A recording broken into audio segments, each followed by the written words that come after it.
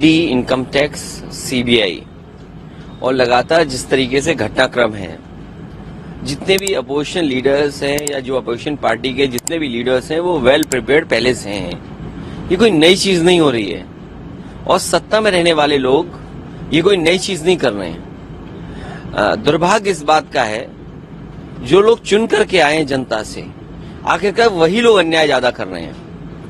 याद रखें कि इस तरह का न्याय और इस तरीके से जो कार्रवाइयां होती हैं हमेशा सरकार को कमजोर करते हैं और वो पॉलिटिकल पार्टीज जनता को फेस नहीं कर सकते, क्योंकि जो पॉलिटिकल पार्टीज आज सरकार में इसलिए हैं क्योंकि जनता ने उन पर भरोसा किया था। क्योंकि 10 साल में महंगाई बढ़ गई, बेरोजगारी बढ़ गई, जो सपने दिखाए थे वो पूरे नहीं हुए, इलेक्शन मैनिफेस्टो पूरा नहीं किया, 100 स्मार्ट सिटीज नहीं बने। और अगर हम याद करें 2014 वादा तो ये किया था कि नए शहर बनाएंगे, न नए शहर बने, न स्मार्ट सिटीज बने, बेरोजगारी बढ़ी है, किसान की आय दोगुनी नहीं हुई, बिजली का बिल महंगा है।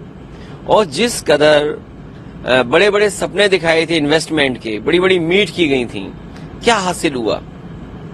जब कोई चीज हासिल नहीं हुई तो पॉलिटिकल पार्टीज के लीडर्स को बदनाम करने के लिए और उन पर पहले से जो कार्रवाई कर रही है अपने अधिकारियों से उनको फंसाने के लिए, सरकार में रहकर के कौन सा अधिकारी किसको नहीं फंसा देगा? एसओ से कह दो वो जेल भेज देगा, लेखपाल से कहो वो जमीन के विवाद तैयार कर देगा।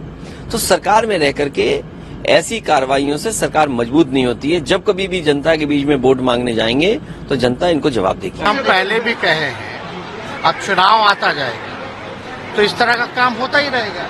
सरकार के खिलाफ बोलिएगा, भाजपा में रहिएगा, भाजपा में रहिएगा तो आपको कुछ नहीं होगा, दाग धुल जाता है। अब भाजपा के खिलाफ रहिएगा, सच बोलिएगा, जनता की आवाज को उठाइएगा तो आप पे कार्रवाई हो जाएगी।